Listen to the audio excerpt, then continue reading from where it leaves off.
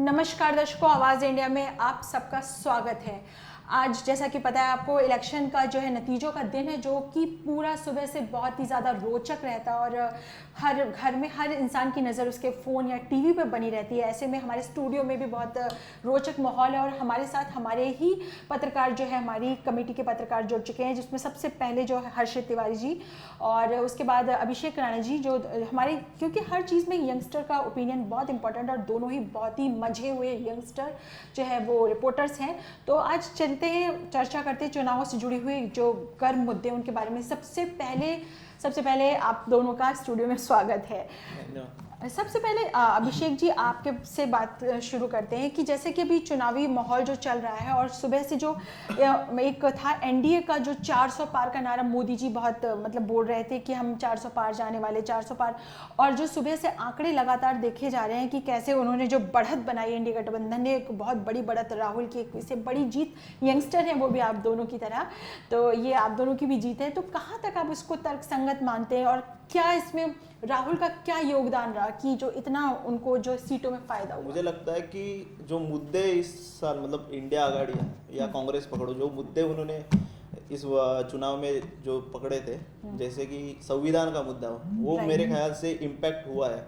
और जो रिजर्वेशन खत्म कर देंगे, जो एलिगेशन लगा रहे थे बीजेपी के अगेंस्ट, वो वोटिंग में दिख रहा है। जैसे आप देखोगे यूपी में सबसे इम्पैक्ट अगर बीजेपी को हुआ होगा, 2019 में 64 सीट्स थे यूपी में, अभी 30 पे आ गए, ऑलमोस्ट 60% का लॉस हो गया उधर, जो कि सीट बीजेपी का गढ़ माना जाता है यूपी, या जहाँ पे अभी राम मंदिर भी हुआ। फिर भी जो संविधान का मुद्दा है और रिजर्वेशन खत्म कर देंगे, जो एलिगेशंस थी, क्योंकि यूपी का अगर आपने कास्ट सेंसस देखा तो 54% उनकी जो पॉपुलेशन है वो दलित है। तो मेरे ख्याल से वो जो वोट है वो समाजवादी पार्टी में गए और बीजेपी को बहुत बड़ा फटका मिला, और कांग्रेस ने ये मुद्दे अच्छी तरह से, मतलब उसका फायदा भुनाया उन मुद्दों को। तो कांग्रेस और सपा के गठबंधन ने कहीं ना कहीं भाजपा के ओवर कॉन्फिडेंस को ध्वस्त कर दिया। तो यहाँ पर अभिषेक, आपने बहुत अच्छी बात करी और इसी से एक थोड़ा सा आगे खसकाते हैं और हर्षित आप पे आते हैं। आप जो मोदी ने जो 400 पार का नारा, जो एक शुरू से बयार जिसे कहते हैं हवा बना के रखना, आपको नहीं लग रहा है बहुत ज़्यादा पंप एंड शो हो गया मोदी जी का? उसके बारे में हमारे दर्शकों को कुछ बताइए। जी सुप्रिया जी, जो मोदी जी ने नारा दिया कि अब की बार 400 पार, वो सब ने देखा।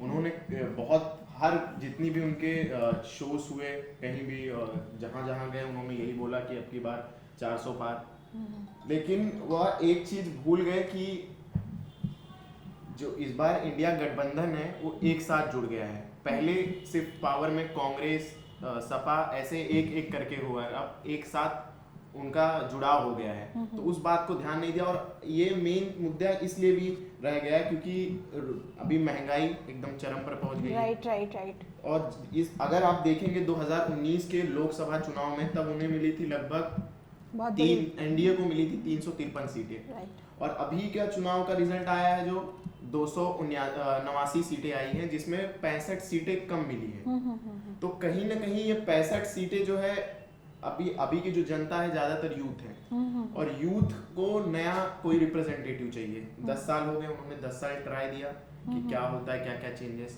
तो मेजॉरिटी अभी भी बीजेपी के साथ है, नो डाउट, बट लेकिन जो 400 का उन्होंने नारा दिया था वो 300 भी पार नहीं कर पाए। एग्जैक्टली हाँ। अब यहाँ से जैसे आपने बताया 300 भी पार, तो ये बहुत ज़्यादा बयानबाजी से बचना चाहिए और जो हमें रियलिस्टिक लाइफ रहती है उस पर। अभिषेक जी, आपके पास चल के आते हैं। जैसे आपने राहुल गांधी की रथ यात्रा का इसका कंट्रीब्यूशन बताया, एक नया प्रियंका गांधी का कहीं ना कहीं गतव्य आया था कि इन लोगों ने मतलब मेन मुद्दों से हटके और बहुत सारी बातें कही हैं। जैसे इन्होंने मंगलसूत्र की बात की, ठीक है, इन्होंने जो है मुसलमान की बात की, ठीक है, लेकिन इन्होंने महंगाई की बात नहीं की, ठीक है, इन्होंने रोजगार की, जो आम आदमी से जुड़ा हुआ, उसकी बात की। तो आप इसे कितना तर्कसंगत मानते हैं अभिषेक जी? देखिए, महंगाई, रोजगार, ये मुद्दे हर इलेक्शन में रहेंगे। राइट। तो मुझे नहीं लगता इस पे कोई रहेगा। मुझे लगता है बीजेपी के, अगर आप देखोगे कि एग्जिट पोल के जो थे, जिसमें उन्होंने लगाया था कि 350 हर एग्जिट पोल में दिखा रहा था बीजेपी को कल शाम तक, आज सुबह तक भी हमें सबको लग रहा था कि बीजेपी तो 350 आराम से आ जाएंगी। 450 पार तो मुश्किल लग रहा था, पर 350 तो आने वाली है सबको। पर यही जो ओवर कॉन्फिडेंस है बीजेपी का, वही मेरे ख्याल से वोटर टर्नआउट में नहीं हो, क्योंकि वोटर भी सोच रहा होगा कि 400 तो आ रहे हैं, अगर जो बीजेपी का वोटर रहेगा उसके माइंडसेट में अगर 400 तो आ रहे हैं तो मैं क्यों जाऊँ वोटिंग, शायद से वो वोटर ना गए हो, ऐसा लग रहा है। और उल्टा अगर इंडिया का देखेंगे तो उनको लग रहा होगा बीजेपी 400 पार कर देगी तो क्या हो जाएगा, संविधान बदल देंगे, ये हो जाएगा, वो मुद्दे उन्होंने डरे हुए थे। जैसे आपने बोला मुस्लिम मंगलसूत्र, तो मुस्लिम कम्युनिटी वो भी शायद से डरी हुई होगी, वो उतर के आई होगी और वोट दिया होगा इंडिया आघाड़ी को, तो उसका फायदा होगा। और बीजेपी ने जो 400 का नारा, उसका फटका तो उनको ही लगा है। यहाँ तक कि एक मतलब वोट फतवा जैसा शब्द आपने अभी सुना होगा, वोट फतवा। सलमान खुर्शीद की जो भांजी है ना फर्रुखाबाद से, जी सबसे पहले उन्होंने मुसलमानों से अपील कर डाली थी, इतनी डरी हुई थी। और सलमान खुर्शीद हमारे विदेश मंत्री, पूर्व विदेश मंत्री, आप दोनों को बताते चले, तो उन्होंने अपील की थी वोट फतवे के बारे में कि सारे मुसलमान आओ और वोट डालो और मोदी के खिलाफ वोट डालो। तो शायद कहीं ना कहीं ये इन बड़बोलेपन का जो है वो बीजेपी को जो है नुकसान भरना पड़ा। चलिए आगे बढ़ते हैं और आपसे हर्षित जी बात करते हैं। अभी तक हमने महंगाई की और रोज़गार की मुद्दे की बात की, आप कहाँ तक मानते हो कि मीडिया ने बहुत बड़ा जो है रोल प्ले किया है मोदी जी की एक छवि को गढ़ने में? जैसे अभी वो कन्याकुमारी में जो है वो 45 घंटे के ध्यान में बैठे, तो इतना मीडिया का पंप एंड शो बनाने की कि अगर हम खाना खाने जाते तो क्या हम कहते कि हम चिल्ला के कि हम, तो इस तरीके की कहाँ तक आप उसे तर्कसंगत मानते हो? जी मेरा मानना है, अभी मोदी जी कन्याकुमारी गए थे मेडिटेशन करने 3 डेज के लिए। वहाँ भी आपने देखा होगा 28 कैमरा एंगल्स, 28 सेकंड के वीडियो में अलग अलग 5 डिफरेंट एंगल्स लिए गए, अलग सिनेमैटिक शॉट्स लिए गए, और उन्हें ये भी देखा गया कि चश्मा लगा के उन्होंने मेडिटेशन किया। तो कोई चीज़ रहती है जो बहुत ज़्यादा ओवर हो जाती है तो अच्छा नहीं लगता। तो मुझे भी लगता है अगर ध्यान साधना करने का ये सब चीज़ें ऐसी है, ये मार्मिक छुपा के किया जाए तो ज़्यादा बेहतर है, ना कि पूरा सबके सामने स्प्लिट। और भी ऐसी चीज़ें हैं जो मीडिया, अभी देखिए मीडिया का जो एग्जिट पोल आया था उसमें बीजेपी को क्लियर चिट विनर दे दिया था। कई एग्जिट पोल में तो ये भी बताया था कि बीजेपी 400 पार कर रही है, जबकि ऐसा बिल्कुल नहीं हुआ। तो मुझे कहीं ना कहीं लगता है कि मीडिया जो है मोदी को बहुत ज़्यादा हाइप पे दिखा रही थी, और जनता जो कि आजकल पहले के मुकाबले बहुत ही स्मार्ट हो गई है। हाँ, मिडिल क्लास के जो लोग हैं उन्होंने सफर किया है, उन्होंने देखा है कि क्या क्या प्रॉब्लम्स आ रही है, और अल्टीमेटली अगर उन्हें उनका सोल्यूशन नहीं मिलेगा तो गवर्नमेंट चेंज करनी पड़ेगी। राइट। तो यहाँ पे हर्षित, आपने जो ये मोदी के बारे में ये हाइप क्रिएट किया, उन्होंने एक पंप एंड शो किया, तो यहाँ पे एक फिर से अभिषेक आपके पास आते हैं कि आपने जैसे बताया कि मतलब मेन मुद्दों से हट गए और ये सब मुद्दे उन्होंने जो है किए। आप ये जो जैसे इन्होंने विपक्ष को ध्वस्त करने की कोशिश की कंप्लीट, है ना, तो आपको लगता है कि विपक्ष का जो चेहरा था वो राहुल गांधी ना होकर कहीं ना कहीं अरविंद केजरीवाल हो सकते थे, जिन्हें आचार संहिता लागू होने से ठीक पहले 24 मार्च को इन्होंने जेल में डाल दिया। तो आप उसको कितना, क्योंकि ये राजशाही तो है नहीं कोई राजा, ये लोकतंत्र में ये बहुत बड़ी घटना है कि मतलब कार्यकारी जो सीएम है उसे उठा के आप जो है एक, और कोई बहुत बड़े तथ्य और सबूत भी नहीं थे, तो उसके बारे में हमारे दर्शकों को कुछ अपनी बताइए। नहीं, आपने बोला कि केजरीवाल अगर फेस होते, मुझे नहीं लगता केजरीवाल कुछ इम्पैक्ट डालते। अगर फेस होना चाहिए था तो कांग्रेस से ही कोई होना चाहिए था, राहुल गांधी को छोड़ते तो, क्योंकि केजरीवाल का अभी देख रहे तो दिल्ली में 7 सीट तो बीजेपी को ही जा रही है। और आपने 2014 का देखा है, 2019 का देखा है इलेक्शन, जब भी लोकसभा का इलेक्शन होता है तब 7 की 7 सीट बीजेपी को ही जाती है। तो ऐसा कुछ केजरीवाल का इम्पैक्ट लोकसभा इलेक्शन में तो नहीं होता, तो मुझे नहीं लगता कि केजरीवाल को फेस बनाने से कुछ फायदा होने वाला था। और रही बात फेस की राहुल गांधी की, तो मेरे ख्याल से अभी उनकी छवि जो है, अगर अब मीडिया की रीच देखोगे, इंस्टाग्राम, फेसबुक, ट्विटर जो भी, तो कांग्रेस को ज़्यादा रीच मिल रही है। और राहुल गांधी का जो मतलब उन्होंने पप्पू जो ये किया था, वो कई वो बदल रहा है। आप देखोगे 2014 में जो था, 2019 में था, इस बार राहुल गांधी को एज अच्छा लीडर या कुछ चेंजेस लाएगा या महंगाई की बातें कर रहा है, वैसा मतलब। और लोगों ने मेरे ख्याल से माना भी होगा, क्योंकि 3 जो मतलब यूपी की स्टेट है जहाँ पे समाजवादी पार्टी की अभी सीटें आ रही है, तो मुझे लग रहा है कि मतलब राहुल गांधी फेस अच्छे है, पर कोई और हो रहेगा तो केजरीवाल तो नहीं, कांग्रेस ही कोई रहता तो मतलब अच्छा रहता। राइट। चलिए यहाँ पे आपकी ओपिनियन। हर्षित, आपसे पूछना चाहेंगे कि आप कितना मानते हो कि विपक्ष को भी मजबूत होना चाहिए? अगर आप सत्ता पक्ष में कोई भी चाहे कोई भी पार्टी रहे, तो ये विपक्ष को खत्म करने की कहीं ना कहीं बीजेपी की एक साजिश थी कि ईडी को तो उन्होंने ऐसे दौड़ा दिया कि जैसे कि जो भी उन्हें अपने कटघरे में खड़ा पाया उस पर ईडी पे। कहाँ तक आप इसको तर्कसंगत मानते हैं? हमारे व्यूअर्स के लिए कुछ बताइए। जी उनका अभी देखिए, मेरा मानना है तो उनका 400 पार का जो नारा था, उन्हें भी पता था अगर किसी पे आरोप एलिगेशंस नहीं लगाए जाएंगे तो हासिल नहीं किया जाएगा, जेल में नहीं डाला जाएगा। किसी की कैसा रहता है, अभी कोई भी मेन पर्सन है, सिटिंग सीएम या कुछ भी, अगर उसकी छवि बिगाड़ दी जाए या कुछ कर दी जाए तो पब्लिक एक बार डाउट में आ जाती है कि ये ऐसा है वो ऐसा है, तो उसको वोट वो उस हिसाब से नहीं मिलते। तो उन्होंने ऐसा करना चाहा, जबकि ऐसा नहीं, जितना ज्यादा पार्टी ओपोजिशन स्ट्रांग रहेगा उतना ज्यादा अच्छा आउटपुट निकल के आता है। एक जो मीडियम लेवल ऑफ मीडियम होता है वो ग्रोथ होता है, वो आगे जाता है। बट इन्होंने प्रॉब्लम यहाँ पे आ गया कि इन्होंने खत्म करना चाहा पूरी तरीके से, एक कंप्लीट सेट ऑफ डोमिनेंस पाना चाहा, जिसके कारण आज इनकी ये दशा हुई है।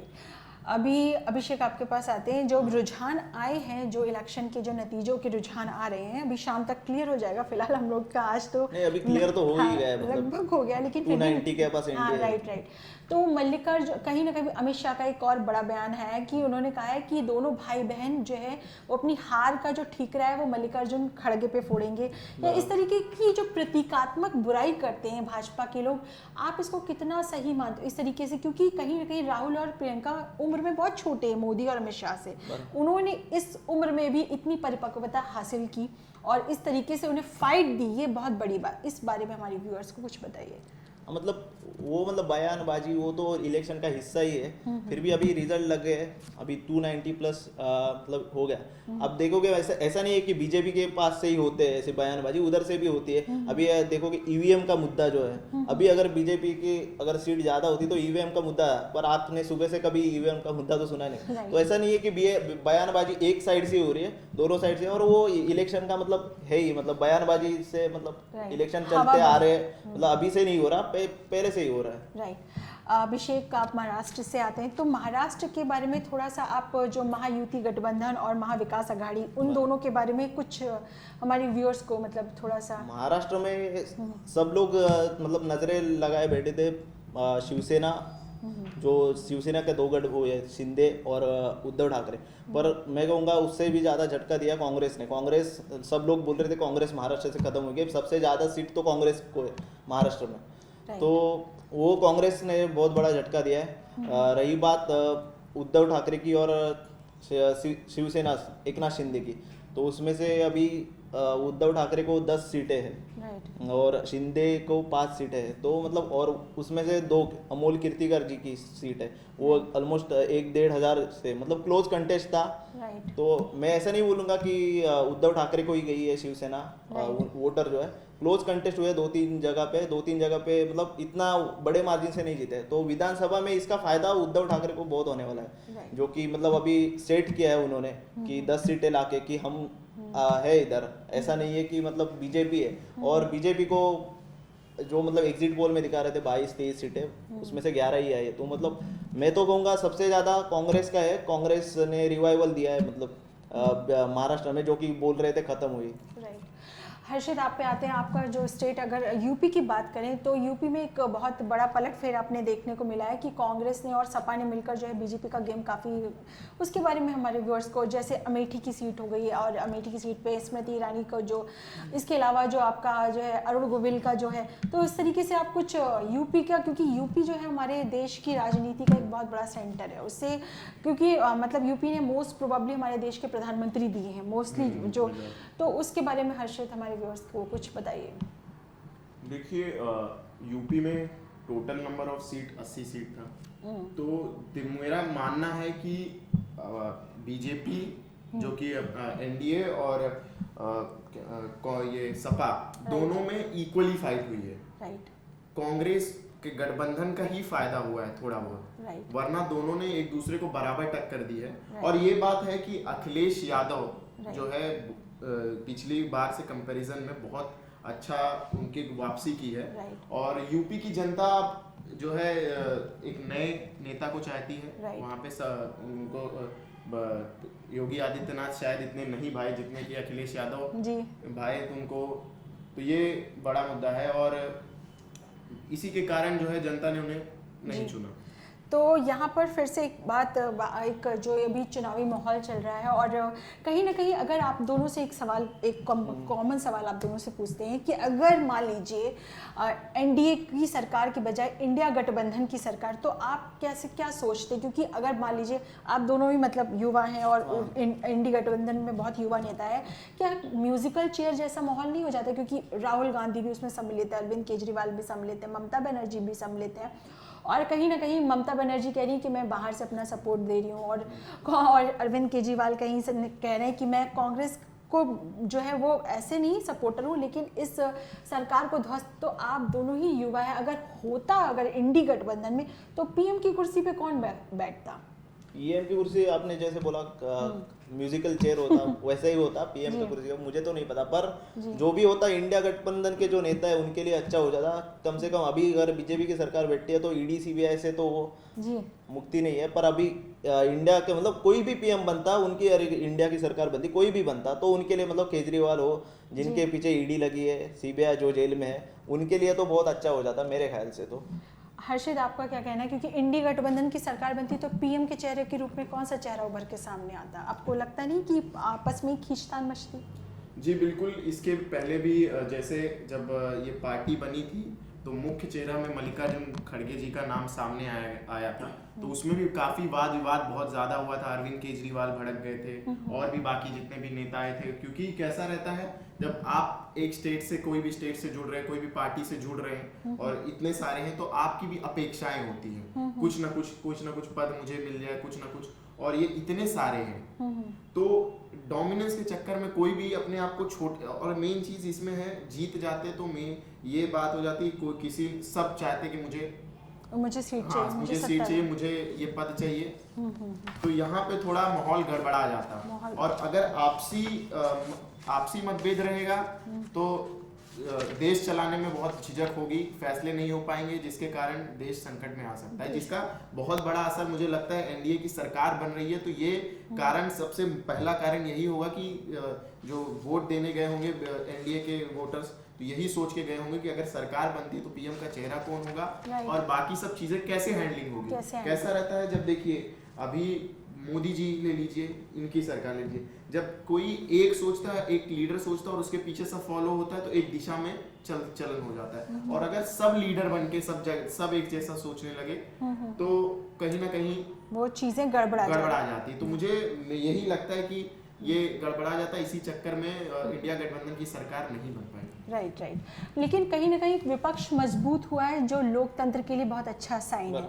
इससे पक्ष मतलब इनको भी, सत्ताधारियों को भी एक डर, मतलब आग के लिए पानी का डर होना बहुत ज़्यादा ज़रूरी है, क्योंकि एकाधिकरण किसी भी चीज़ का ज़रूरी नहीं है। तो यहाँ पर थोड़ा सा अपने कॉन्वर्सेशन को आगे खिसकाते हैं, अभिषेक और आपसे दोनों से बात करते हैं। हर्षित, ये जो अभी आरक्षण के मुद्दे की, आप दोनों युवा हैं, इसलिए ये मुद्दा बहुत ही इंपॉर्टेंट है आप लोगों के लिए। सरकारी नौकरियों में आरक्षण है, दुनिया में बहुत तरीके के, तो ये आरक्षण का मुद्दा आज से नहीं है, इससे पहले भी जो है हंटर कमीशन की जो रिपोर्ट थी और इसके अलावा मंडल कमीशन, सबसे पहले जो आरक्षण जिसका पुरजोर विरोध किया गया था बीपी सिंह के टाइम में, तो ये आरक्षण को खत्म करने की जो ये बात इन्होंने कही है वो कहाँ तक तर्क संगत है? क्या लोग इससे डरे? आप थोड़ा सा हमारे व्यूअर्स को आप दोनों बताएं। डरे हुए ऐसा नहीं बोलूंगा, पर वो जो चुनाव में मुद्दे तो बहुत से होते हैं, पर चुनाव में कौन सा यूज करेंगे तो मुझे लगता है अब देखोगे अगर रिजल्ट भी आ रहे, बीजेपी बाकी स्टेट में इतना ये नहीं है, बस 3 स्टेट में है, महाराष्ट्र, वेस्ट बंगाल और उत्तर प्रदेश। तो उत्तर प्रदेश का मैंने आपको बताया 54% जो पॉपुलेशन है उनका वो रिजर्व कैटेगरी में आता है, तो उधर वो मेरे ख्याल से उधर वो उस मुद्दे में ज़्यादा इलेक्शन में उनको इंडिया गठबंधन को फायदा हुआ है। और वेस्ट बंगाल की बात हुई, उधर भी हिंदू मुस्लिम के उधर, तो उधर मुस्लिम वोट्स ज़्यादा है, तो उधर फटका बैठ इनको बीजेपी को मिला है। तो ये जो मतलब आप बोल रहे हैं रिजर्वेशन का, वो तो रिजर्वेशन का मुद्दा हमेशा रहता है। जैसे बीजेपी अगर देखोगे प्राइवेटाइज कर रही है सब कुछ, ये जो मुद्दे, मैं नहीं बोल रहा हूँ कि गलत सही गलत क्या है, मैं बोल रहा हूँ ये जो मुद्दे है वो इलेक्शन में लाए लाए गए और उसका फायदा इंडिया गठबंधन को हुआ है। इंडिया गठबंधन को हुआ, इसीलिए इतनी बढ़त बनाई है जो पिछले हाँ, क्योंकि देखिए समाजवादी पार्टी को लास्ट टाइम बीजेपी को 64 थी, उससे अभी बता रहे थे एग्जिट पोल में देखोगे 72 बता रहे थे, पर बीजेपी डायरेक्ट 30 पे आ गई है, तो मतलब कुछ तो हुआ रहेगा। ये जो वोट्स है ज्यादा करके वेस्ट यूपी में, अगर आप बोलोगे कि बीजेपी ने राम मंदिर बनाया तो उसका कुछ फायदा हुआ नहीं, क्योंकि राम मंदिर जिधर बना है अयोध्या में वही सीट बीजेपी भी हार रही है। तो मतलब वो बीजेपी के जो मुद्दे थे राम मंदिर, मतलब बीजेपी को भी रियलिटी चेक मिल गया कि ये धर्म और ये सब मुद्दे अभी देश को मतलब चुनाव तो नहीं लड़ सकते, आपको विकास के और अलग अलग मुद्दे लाने पड़ेंगे। तो हर्षित आपके पास आते हैं, कहीं ना कहीं बीजेपी के जो नेता हैं, क्योंकि बार बार खंडन करना पड़ रहा है, मोदी जी ने खंडन किया था कि भीमराव अम्बेडकर भी आ जाए तब भी संविधान संशोधन नहीं होगा, तो कहीं ना कहीं आपको ऐसा लगता है कि जो बीजेपी के बड़बोलेपन, नेताओं के बड़बोलेपन का जो खामियाजा सीटों को हारने के रूप में जो है मोदी जी को या एनडीए की पार्टी को जो भुगतना पड़ा, क्या बड़बोलापन, ये कुछ हमारे व्यूअर्स को इसके बारे में बताइए। जी बिल्कुल, अभी देखेंगे तो योगी आदित्यनाथ ने भी अभी मुस्लिम आरक्षण पर एक बहुत बड़ा बयान दिया था। उन्होंने कहा था कि अगर कांग्रेस की सरकार आ जाती है तो ये क्या कहते हैं मुस्लिम आरक्षण ज़्यादा दे देंगे, ये कर देंगे, वो कर देंगे, तो ऐसा सब दावा किया था उन्होंने। तो मुझे लगता है कि आरक्षण के नाम पे सिर्फ उन्होंने जनता को भटकाना चाहा है। उनका यही था मुद्दा कि क्या कहते हैं ये पर्टिकुलर अगर धर्म को रिप्रेजेंट करते हैं तो हमें ज़्यादा वोट मिलेंगे, पर लेकिन उन्हें समझ में आ गया है कि जनता इससे इस तरीके से बरगलाने में आने वाली है और उसका पूरा का पूरा नतीजा सामने, भले ही सरकार उनकी बनी हो, लेकिन उन्हें पता चल गया है विपक्ष भी कितना मजबूत है कि अब उनको ये समझ में आ गया है कि भ्रष्टाचारी, महंगाई, ये सब मुद्दों पर भी ध्यान देना, एम्प्लॉयमेंट जो काफ़ी ज़्यादा ये है, और 2047 तक वो बोल रहे हैं कि बहुत ज़्यादा देश आगे बढ़ जाएगा। अभी तो third richest economy in the world में अपना देश आता है, तो उसको भी काफ़ी सुधार आएगा। तो उन्हें बहुत चीज़ें अभी काम करनी है। उन्हें पता चल गया कि रिजर्वेशन ऐसे ये सब चीज़ें अब पूरा ध्यान नहीं लगाना है, अब आगे भी काम करना है, तभी जाके वोट मिलेगा। नहीं तो फिर अभी का हालत ये है, हो सकता है विधानसभा में इससे भी बदतर हालत हो। Right, exactly. तो यहाँ पर अब आपके पास आते हैं अभिषेक, जैसे कि हर्षित ने अपना ये गंतव्य दिया, यहाँ पर जैसे कि अभी जो बहुत ही किशोरी लाल शर्मा जी जो है एक बड़े मत, जबकि वहाँ पे राहुल गांधी चुनाव लड़ने से डर रहे थे, स्मृति ईरानी ने इतना भोकाल बना के रखा हुआ था, नहीं डर रहे थे ऐसा नहीं बोल सकते, नहीं डर नहीं तो बीजेपी की लैंग्वेज वो भोकाल इसे कहते हैं ना, स्मृति ईरानी ने कि मैं आपको अपने सांसद, मैं तो कहूँगा इसको स्ट्रेटेजी कहूँगा, क्योंकि दोनों सीट तो अभी इंडिया गठबंधन जीत गई है, तो आप ऐसा नहीं बोल सकते कि डर गए थे। नहीं, वो उनको उनके पार्टी के लोगों ने ही सलाह दी थी कि आप ऐसे वहां पे मत रहिए। तो एक स्मृति ईरानी को ओवर कॉन्फिडेंस था कि मैं अभी जीती जा रही हूँ, जैसे पहले हराया, तो कहीं ना कहीं वो सारे आंकड़े ध्वस्त हो रहे हैं और एक नए आंकड़ों के रूप में जो जनता जनार्दन का जो जनमत है, जनादेश है, वो लोगों के सामने आ रहा है। हालांकि अभी एग्जिट पोल के नतीजे लगभग 1-1.5 घंटे में तय हो जाने। चलिए यहाँ पे कुछ और चीज़ों की बात करते हैं, जैसे साउथ हो गया या आपका नॉर्थ ईस्ट हो गया। नॉर्थ ईस्ट में जो है पूरा भगवा जो है पूरा बीजेपी का, आप उसमें क्या कहना चाहोगे? जैसे आपने कहा कि इंडिया, राहुल जी ने भी बहुत काम किया है, लेकिन फिर अगर इतना, तो फिर नॉर्थ ईस्ट में क्यों ऐसा भगवा रंग पूरा बीजेपी का, क्या मतलब ऐसा क्यों हुआ? कुछ हमारे व्यूअर्स को उसके बारे में। नहीं, मुझे नहीं पता कि क्यों हुआ ऐसा, मतलब मैं तो उधर का ज्यादा जानता नहीं हूँ, पर मैं बताऊंगा कि बीजेपी का अगर आप देखोगे तो 3 ही स्टेट मैंने बताया, महाराष्ट्र, वेस्ट बंगाल और उत्तर प्रदेश, इन 3 ही स्टेट्स में फटका बैठा। नहीं तो 350 जो आंकड़ा बता रहे हैं आप, 350 उससे 60 कम है। उत्तर प्रदेश में 30 आ गए, जो 70 बोल रहे थे, 40 उधर कम हो गए। वेस्ट बंगाल में 25 कम हो गए, 65 उधर ही कम हो गए। तो यही जो आंकड़ा है उससे आपको ये रिजल्ट दिख रहा है। ऐसा नहीं हुआ है कि कई और स्टेट से वो आए आंकड़े, तो ऐसा नहीं, मतलब आप बोल रहे नॉर्थ ईस्ट वगैरह, वहाँ पे मतलब मुझे उतना आइडिया नहीं। अगर बाकी का अगर आप स्टेट्स का देखोगे तो बीजेपी वहाँ पे स्ट्रांग है, जैसे पिछली बार थी, इस बार भी स्ट्रांग है। बस यही 3 स्टेट है जिसमें बीजेपी को प्रॉब्लम हुआ है। तो देखा आपने व्यूअर्स कि हमारे साथ जो हमारे यंग जो है रिपोर्टर्स जुड़े थे, जिन्होंने इतने जो है इलेक्शन के बारे में, इलेक्शन के नतीजों के बारे में, उससे जुड़े कई तथ्यों के बारे में और किस समाधान के बारे में हमसे और आपसे चर्चा की। यहाँ पे हम थोड़े से छोटे से ब्रेक के लिए रुकते हैं और फिर मिलेंगे ब्रेक के बाद।